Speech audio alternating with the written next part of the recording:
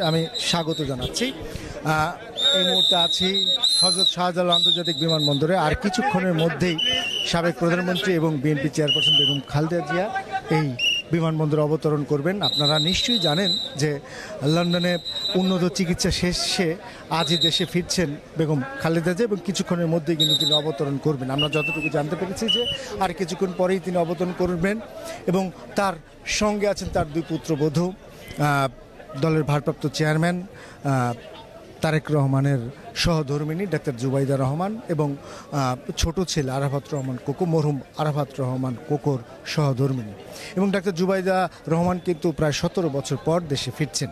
গত 8ই জানুয়ারি বেগম খালেদা জিয়া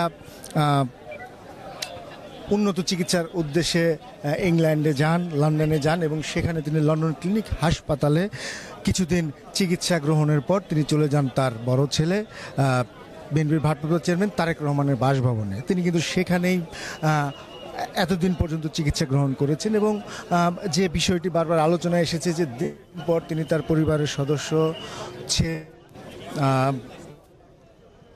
বধূ নাতিনদের পেয়ে তিনি মানসিকভাবে কিন্তু অনেকটাই চাঙ্গা এবং অনেক বছর পর তিনি পরিবারের সঙ্গে ঈদ করেছেন, যে কারণে তার চিকিৎসকরা সহ এবং নেতাকর্মীরাও কিন্তু বিভিন্ন সময় বলেছেন যে তার যে যেমন চিকিৎসা চলেছে, উন্নত চিকিৎসা উন্নতি হয়েছে, সে একভাবে তার মানসিকভাবে তিনি অনেকটা চাঙ্গা।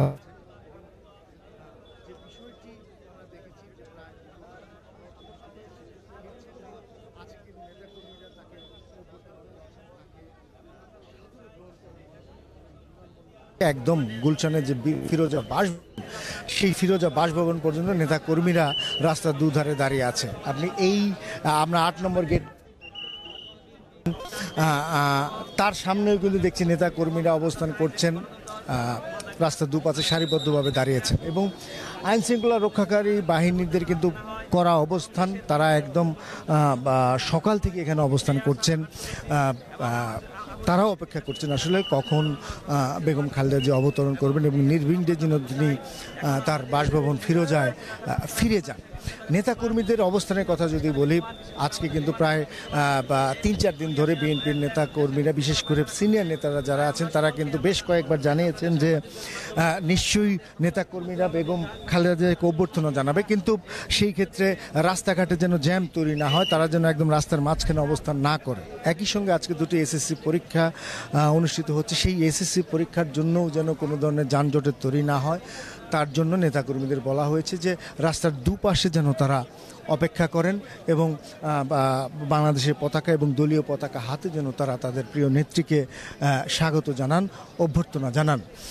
তবে এখন যেহেতু গতকাল রাত বাংলাদেশ সময় রাত 9:35 হিথ্রো বিমানবন্দর থেকে তিনি রওনা হয়েছেন, আমরা দেখেছি যে দলের ভারপ্রাপ্ত চেয়ারম্যান তারেক রহমান, তার বড় ছেলে এবং তার যে নাতিন জাইমা রহমান সহ সেখানকার স্থানীয় নেতারা কিন্তু হিথ্রো বিমানবন্দরে এসে তাকে পৌঁছে দিয়ে গেছেন, বিদায় জানিয়েছেন এবং তার সফর সঙ্গী রয়েছেন দুই পুত্রবধূ এবং লন্ডন বিএনপির নেতারা এবং তার চিকিৎসকরা, যে চিকিৎসা মেডিকেল বোর্ড গঠন করা হয়েছিল বেগম খালেদা জিয়ার চিকিৎসার জন্য, সেই মেডিকেল বোর্ডের চিকিৎসকরা তার সঙ্গে রয়েছেন। অধ্যাপক AZM জাহিদ হোসেন স্থায়ী কমিটির সদস্য এবং তার ব্যক্তিগত চিকিৎসক, তিনি সহ অন্য চিকিৎসকরাও তার সফর সঙ্গী, তারাও দেশে ফিরছেন এবং আসলে যেটি বারবার বলছে যে নেতাকর্মীরাও অপেক্ষা করছে যে কখন তিনি দেশে ফিরবেন এবং ফিরোজা বাসভবনে তিনি প্রবেশ করবেন। হয়তোবা রাজনীতিতে নানান ধরনের কথা শোনা যায়, নেতাকর্মীরাও আসলে তিনি সুস্থ হয়ে ফিরেছেন, তিনি আবার রাজনীতিতে সক্রিয় হন কিনা, কতটুকু সক্রিয় হন, সেই প্রশ্নগুলো আসছে। তবে এখন নেতাকর্মীরা অনেকটাই চাঙ্গা এবং বিএনপির নেতারাও কিন্তু কথা বলেছেন। আমরা দেখেছি দলের মহাসচিব মির্জা ফখরুল ইসলাম আলমগীর কথা বলেছেন, দলের যুগ্ম মহাসচিব শহীদুদ্দিন চৌধুরী অ্যানি এবং অঙ্গ সহযোগী সংগঠনের নেতারাও কথা বলেছেন। প্রত্যেকে একটি কথা বলেছেন যে বিএনপি যে গণতন্ত্র ফিরে আসুক, তাদের যে সেই দাবি, একটি নির্বাচনের দাবি, নির্বাচিত সরকারের দাবি, সেই দাবিতে তারা রয়েছে, সেই তাদের এই দাবিতেই আন্দোলন বলুন আর বলা হোক আর সংগ্রাম বলা হোক, সেটি আরও গতিশীল হবে। এবং বিএনপি নেতারা বারবার সেটিই বলছেন যে তাদের যে গণতন্ত্রের জন্য যে আন্দোলন সেটি আরও গতিশীল হবে। তারা অধীর আগ্রহে আসলে অপেক্ষা করছেন কখন সাবেক প্রধানমন্ত্রী এবং বিএনপি চেয়ারপারসন বেগম খালেদা জিয়া এখানে অবতরণ করবেন।